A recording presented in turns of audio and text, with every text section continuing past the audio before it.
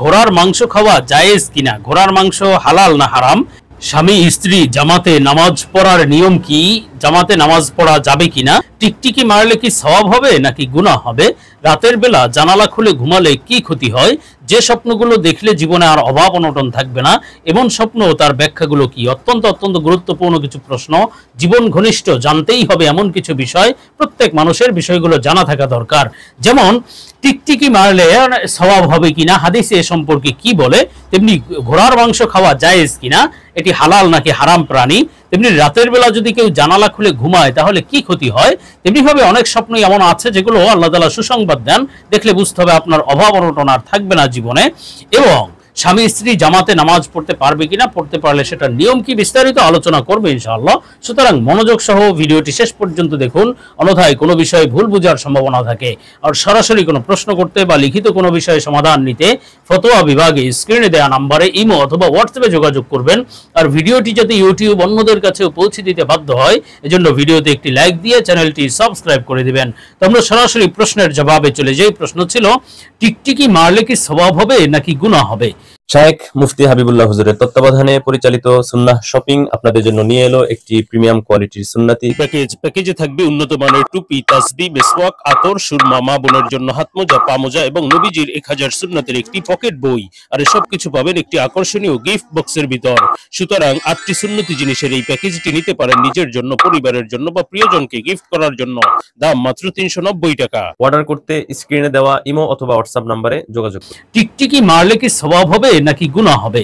দেখুন, টিকটিকি মারলে সওয়াব হবে এ সম্পর্কে হাদিস রয়েছে এবং সহিহ হাদিস, এইটার উপর আমল করা যায়। টিকটিকি যদি আপনার এমন অনেক সময় হয় যে ঘরের ভিতর টিকটিকি থাকে, যদিও দেখা যায় যে টিকটিকি পোকামাকড় খাচ্ছে, এটি এক প্রকার উপকার করছে পরিবেশের, কিন্তু টিকটিকির বিষ্ঠায় বিশেষ কোনো জীবাণু থাকে, বিশেষভাবে সালমোনেলা নামক এক প্রকার জীবাণু থাকে, সেটি মানুষের ক্ষতি করতে পারে, স্বাস্থ্য নষ্ট করতে পারে। এজন্য টিকটিকি মারা সওয়াবের কাজ। টিকটিকি মারা যেমন জায়েজ, তেমনি ভাবে এক আঘাতে মারতে পারলে 100 সওয়াব, এরকম হাদিসে বর্ণিত আছে। জন্য টিকটিকি মারতে পারবেন, এটি জায়েজ আছে এবং কি এটি মারলে ইনশাআল্লাহ সওয়াব লাভ হবে। তো আমরা পরবর্তী প্রশ্নের জবাবে চলে যাই। প্রশ্ন ছিল, ঘোড়ার মাংস খাওয়া জায়েজ কিনা, ঘোড়ার মাংস হালাল না হারাম? দেখুন, ঘোড়ার মাংস খাওয়া জায়েজ কি জায়েজ না এ সম্পর্কে কিছুটা ইমামগণের মধ্যে ইখতিলাফ আছে। সর্বশেষ যেটার উপরে ফতুয়া মাসআলা হলো ঘোড়ার মাংস খাওয়া, এটাই সহিহ এবং হানাফি মাযহাবের ফতুয়া এটাই যে ঘোড়ার মাংস খাওয়া মাকরুহ, এটা খাওয়া যাবে না। যদিও একেবারে হারাম নয়, কেউ খেলে এটা হারাম খাওয়ার গুনাহ হবে না, কিন্তু ঘোড়ার মাংস খাওয়া মাকরুহ।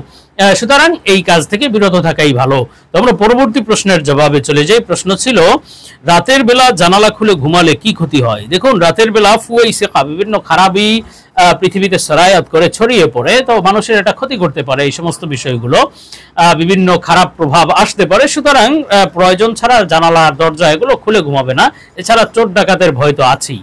আর যদি বিশেষ প্রয়োজন হয়, গরম হয়, তাহলে সন্ধ্যাবেলায় নয়, সন্ধ্যাবেলায় খোলা রাখা যাবে না, বরং সন্ধ্যা হলে সূর্যাস্তের পরে এগুলো বন্ধ রাখতে হবে। কিছুক্ষণ পরে প্রয়োজন হলে খুলে দিতে পারে, তবে প্রয়োজন ছাড়া বন্ধ রাখাই উত্তম। আমরা পরবর্তী প্রশ্নের জবাবে চলে যাই। প্রশ্ন ছিল, যে স্বপ্নগুলো দেখলে আর অভাব অনটন থাকবে না এমন স্বপ্ন, তার ব্যাখ্যাগুলো কি? দেখুন, এমন স্বপ্ন অবশ্যই এমন কিছু স্বপ্ন আছে যেগুলো দেখলে বুঝতে হবে যে আল্লাহ তাআলা আপনাকে সুসংবাদ দিচ্ছেন, অভাব অনটন দূর হয়ে যাবে, জীবন আর অভাব অনটন থাকবে না, আপনার অর্থ সম্পদ আসবে, ধনী হওয়ার আলামত। এমন স্বপ্ন ও তার ব্যাখ্যাগুলো সম্পর্কে আমরা মৌখিক বানোয়াট মন গড়া কোনো কথা বলবো না, বরং নির্ভরযোগ্য স্বপ্নের ব্যাখ্যার কিতাব আল্লামা ইমাম মুহাম্মদ ইবনে সিরিন রাহমাতুল্লাহ আলাইহির তাবিরুর রুইয়া কিতাব থেকেই আলোচনা করছি। হযরত ইবনে সিরিন রাহমাতুল্লাহ আলাইহি বলেন, স্বপ্নে যদি কোনো ব্যক্তি তাজা খোসা দেখে, খোসা মানে হয়তো তরমুজের খোসা অথবা কাঁঠালের খোসা, বাদামের খোসা, এগুলো মোট কথা কোনো ফলের খোসা ইত্যাদি দেখা, তাহলে এটি বুঝতে হবে যে আপনার জীবনে বরকত লাভ হবে, অর্থ সম্পদ বৃদ্ধি পাবে, অভাব অনটন থাকলে দূর হয়ে যাবে। আর স্বপ্নে যদি কেউ শুকনা খোসা দেখে, আগেরটি গিয়েছে তাজা খোসা, যদি শুকনা খোসা দেখে তাহলে দীর্ঘায়ু লাভ হবে এবং সন্তান লাভের আলামত ইনশাআল্লাহ। আর স্বপ্নে যদি কেউ সবুজ রঙের খোসা দেখে তাহলে জীবনে সুখ শান্তি আসার আলামত ইনশাআল্লাহ।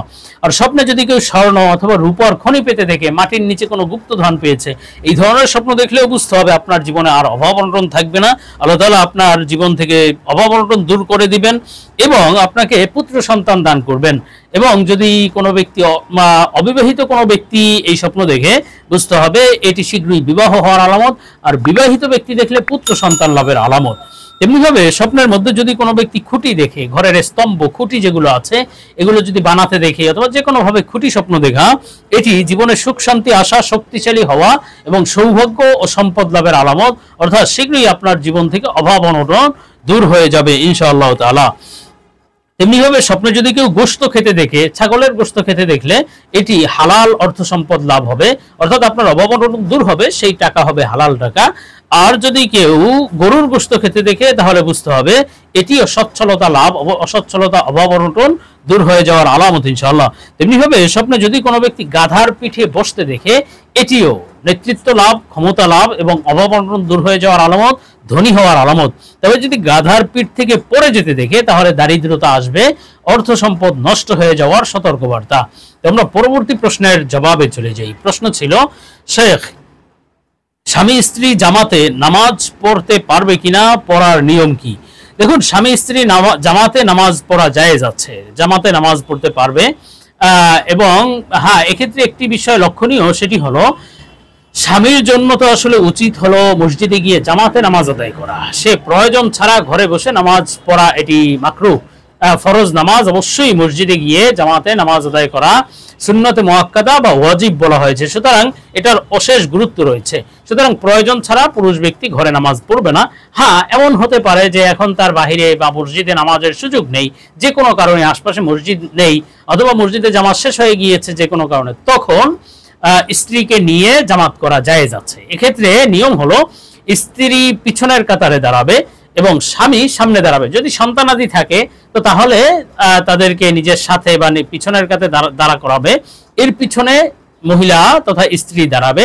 আর সন্তানাদি না থাকে তো নিজে সামনের কাতারে দাঁড়াবে ইমাম হয়ে এবং স্ত্রীকে পিছনে দাঁড় করাবে। এইভাবে নামাজ পড়লে নামাজ হবে। হ্যাঁ, সাথে সাথে পাশাপাশি কিন্তু দাঁড়াতে পারবে না, পাশাপাশি দাঁড়ালে কিন্তু ওই স্বামীর নামাজও হবে না, এজন্য পিছনে দাঁড়াতে হবে। এভাবে দাঁড়িয়ে নামাজ পড়লে এতে নামাজ সহি হয়ে যাবে।